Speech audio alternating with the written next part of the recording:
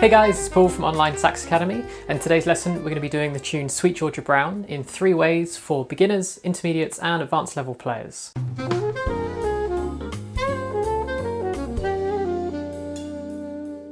So Sweet Georgia Brown was written in 1925 by Ben Burney and Maceo Pinkard. It's one of the most recorded tunes in the jazz repertoire, and there's loads of great recordings to check out. You've got players like Art Tatum recording it in 1941, Charlie Parker and Dizzy Gillespie recording it in 1943, Bud Powell in 1950, and the list goes on and on. There's a great live version of this tune as well by Wynton Marsalis, and he's playing with the violinist Mark O'Connor. And I've left the link to that video in the description below, so I definitely recommend checking that out. It's always a really good idea to check out lots of different versions of a tune, because then you get a real sense of how you can play it. You'll find that everyone puts their own unique spin onto the tune, and you don't need to stick rigidly to what's written, say, in a real book. And this can be a great way to start to step into the world of improvising, where you're not playing a whole solo, but you're starting to play around with the tune and push and pull some of the rhythms. For the beginner version, we're going to be taking it a little bit slower, and we're just going to go once through the melody. Over at Online Sax Academy, in the YouTube library, if you click on the free content button under this post, you'll be able to get the free PDF for this beginner version. And there's versions for alto, tenor and concert pitch as well. After you've learned to play this beginner version, then you can start to have a go at playing around with some of the rhythms of the melody. If you become a premium member at Online Sax Academy,